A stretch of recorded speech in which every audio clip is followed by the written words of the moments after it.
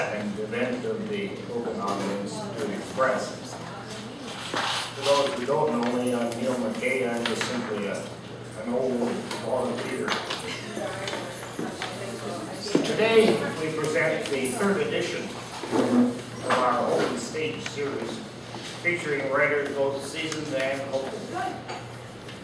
Each presenter will be individually introduced as they step forward to our open stage for their 15 minutes of fame. Questions will be welcomed at the end of each presentation. We hope you'll enjoy their efforts and thank you for showing up. Our lineup today consists of Harold Rhenisch, Sherry Hansen, Gary Pearson, Rand Zacharias, and Lori Martin. We will begin with Harold Rhenisch. So for those of you who don't know Harold, he has a 30-year history of writing in BC and has published 25 books, among which are Okanagan Heritage non-fiction classics, Out of the Interior, and Tom Thompson's Shack. He won the George Riga Prize for the roles at roles at Evelyn. Has published poetry, fiction, translations, and essays, and has won the Manhattan Long Poem Prize twice, the National Playwriting Award for Dog Creek play Hawks, a CBC Literary Prize for Poetry, and his most recent book, Mother Stone from British Columbia's Volcanic Plateau, is an award winner as well. He, strangely enough, he's not really a writer. No, he's an orchardist. He grows apples. He has orchard in Costin, Naramata, and east and south of Kelowna. He's grafted trees from the Mission to Osoyoos, and the thing of which he is most proud, none of his books, apparently, is the ambrosia apple, which he developed. Thank you. He's presently living in Vernon. I don't know why anybody lives there. And has recently returned there from the Caribou, where he spent quite a few years. So without further dabbling by me, I'll give you Harold Rhenisch.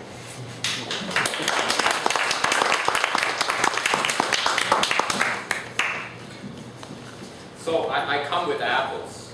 All right. So one day in the fall of 1991, remembering an apple tasting we had in East Kelowna at Hugh Dendy's on Pooley Road. And I went around and I collected these wild apples. I got this beautiful wild apple from the ditch beside the old Ben Bullen school, and it looked like a green tomato, and it tasted like an overripe pineapple. And the most beautiful thing, I called it Ben Bullen, and it was so ugly, no one wanted it. But then, years later, it just spoke to me, and I thought, let's do it again. I had my apple collection, and we were grafting a lot of new apple varieties that got smuggled across the border, and all lots of fun. And I found, just as I was going around, seeing what I could find, in a friend's orchard, a little weedy thing growing over in the corner that everybody had ignored for a few years. There were some little orange apples about this size hanging on the tree. First time ever. Right? I picked some, took them along, and they were everyone's favorite. And I came up with some stupid literary name for the thing, and the brother of the fellow who owned the orchard, he said, no, we should call that ambrosia. And of course I said, stupid name, that'll never work. But, the rest is history. So this little tiny apple, this is actually a gala, when grown on a dwarf rootstock with lots of fertilizer and stuff, becomes this big monster ambrosia. Look what they sell, But never underestimate the power of a poet just wandering through the weeds. Things can happen, So, I thought I would read you two pieces I'll read you a piece from my new book, Mother Stone. This is a book about the volcanic plateau of the interior of British Columbia and the Chilcotin basalt and the volcanoes that rise from it. The very southern portions of the Chilcotin basalt are in the Kelowna area. This is our landscape. It is a volcanic country that floated across the Pacific from Japan and smashed up on the shore of North America. And then volcanoes have risen through it, the great shield volcanoes of the Chilcotin and the underwater volcanoes of Wellscrape Park. And then this poem called The Promise of Rivers. There is the dead man where the stone flowed like fire, and black Vidette Lake at the center of the world. Among crumbling islands, the moon blew in from the sea. There is the Bonaparte thin stream in red stone, and Pavilion Lake, daughter of Mars. There is the Fraser, stream of pit houses and smoke shacks, draining the sap of the sky and the silver of the moon. The rain turned into a ladder for salmon on the road of the stars. There is the sea's throat gone to raw smoke. There is Fish Lake and Big Creek with their loons and their reeds.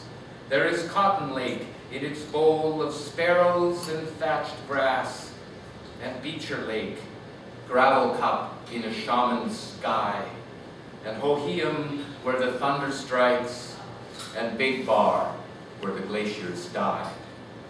These are the waters that flow down from the mother. These are the ocean the clouds have lifted to the air. There is the Mahud where the cedars drink stone, and the Canum which catches the wind.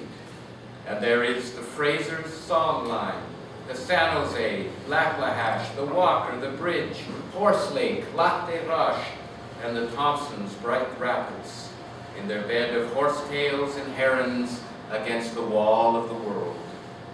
And there is the Fraser, river of candlefish and glass, trail of polished stone, and the sheep that follow the sun to it, and their hunters who follow the wind back up to its floods. These are the waters that flow through our hands now, that pool in our lungs and beat in the atria of our hearts. And these are the waters that fill the hollows of our footsteps in the dust of volcanoes where the earth split and spoke fire. There is the Beef in its valley of willows, and the Chilcotin in its bed of salt. There is Puncy Lake, and there are its pelicans and white waves. There is the Dean, and its trout rising on evenings in August to pluck the stars from a still untamed sky. There is the Tusulco, Hump Creek, Blue Canyon Creek, and the Corkscrew, organ music in the beds of the rivers of ice. There is White Creek, Orange Creek, and the Ptarmigan Basin, Shag Creek, Smoke Valley, Lunch Lake, and Goat Pass, where the stone-footed climb to the end of stone, where the waters that begin the return from the winter first feel the winter return. There is Stum Lake by Anaheim's Meadows, and Alexton Creek, where the stone crumbled. There is Tatla and Nimpo and Anaheim, where the stars spawn. And there is the Fraser that carries the first silver people down to the sea. These are the waters that flow through the mother, that carry her down, that we drink, that we honor. There is the Star Road and the Road of the Waters. There is the canoe and the dog, where the land split in two. And Alkali Lake, Swan Lake, and Springhouse, where men gave the wind to horses, and they ran with it, and will never return. There is the rose and the knife and the beaver, and the Roe and the Lafremouille. These are the waters that bring the sky to us. This is where the trees come to the shore to drink stone. There is Sulphurous Lake, Watch Lake, Sheridan and Green, and the round eye of Seppa and Tatton and Sucker and Spring. This is where we come home when we hear Senclip, our ancestor, call. And on still nights, the high song of the aurora and the snow underfoot and the fire and its summer. These are the waters that bring us back again and again. These are the raindrops, the snowflakes and storm. These are the children of fire meeting the sea, and waves calling and calling and calling and calling for shore. This is the shore. These are the waves of the water. This is the water in the stone. This is the stone within the song.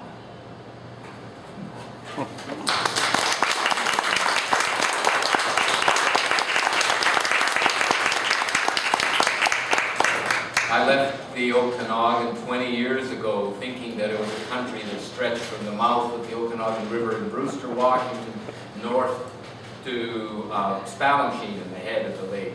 And I now realize, after my time in the Caribou and on Vancouver Island and all the traveling and writing I've done, that the Okanagan stretches from eastern Oregon north to almost to Quesnel, and west over through the Chilcotin and through the Nicola and the boundary, this immense sea of grasslands between the mountains.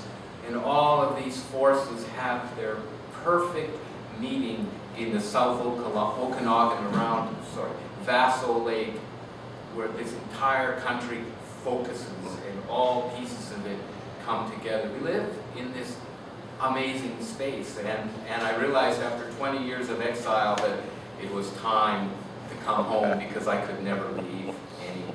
So that's why someone might live in Vernon. So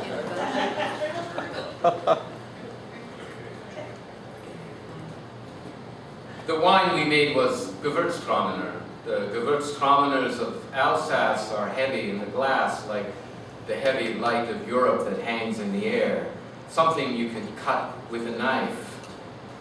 Standing in Baden or on the Kaiserstuhl and looking over the vineyards and the church spires is like looking into the physical manifestation of time itself.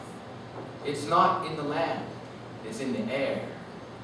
As much as the land is the physical record of time there, so is the gray and towering sky.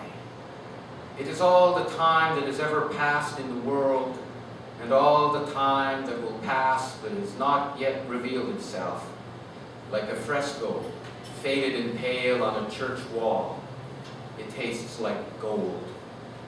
The Gewürztraminers of the Okanagan are bright and clear, pale straw in color, with little devils of light skipping around in the glass, and stars of light spraying through the cupped wine, like a breath blown into a ball and hanging there before you for a moment on the air. Held in the hand, but not touched by the hand.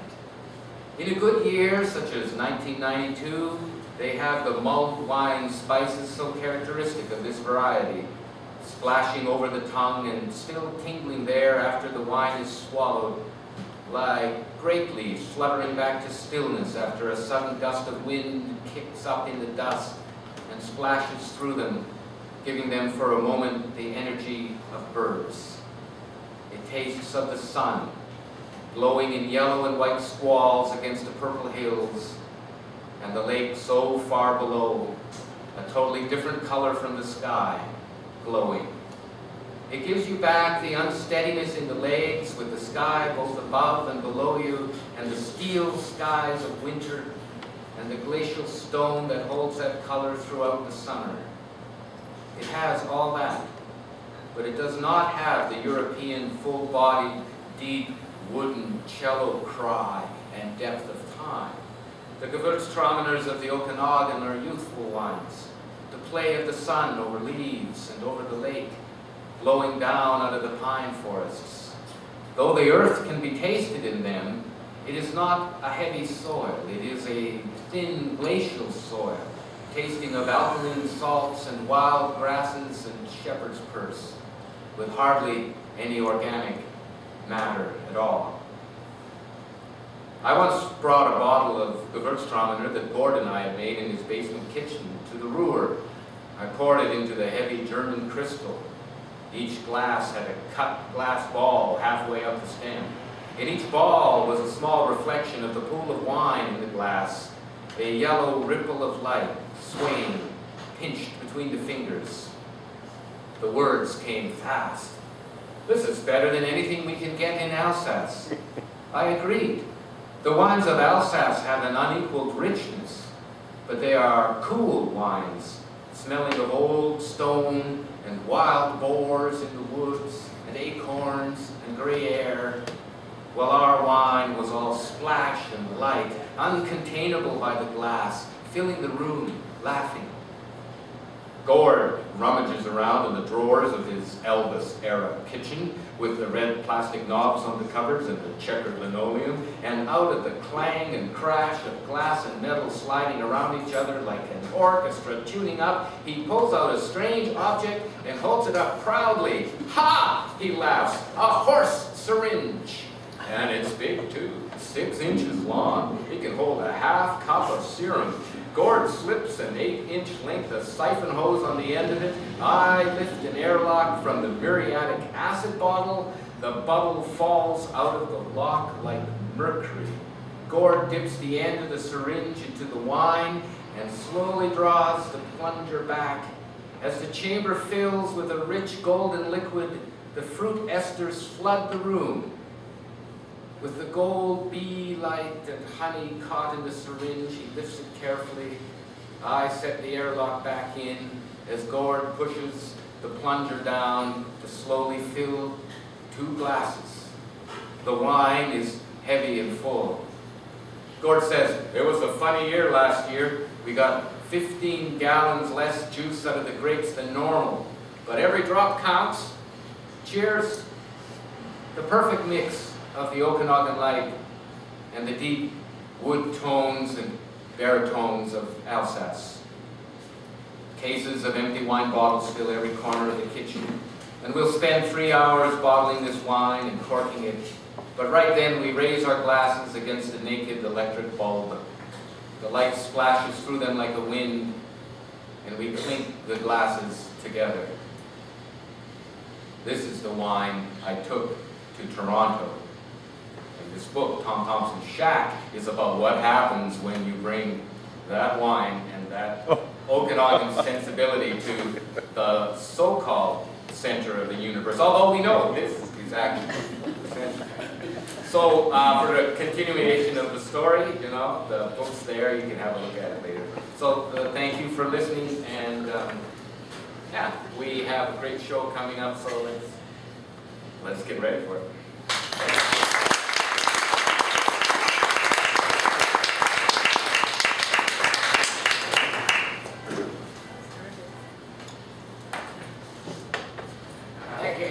Does anybody have any questions, by the way? I've got a question. Is that Tom Thompson's cabinet memoir or a poetry or both? It's a memoir of a certain trip to Toronto, and Tom Thompson's Shack is code for Canada. I discovered that the commonality that we all shared, even with the city that refused to accept that there was any commonality, was the art of Tom Thompson.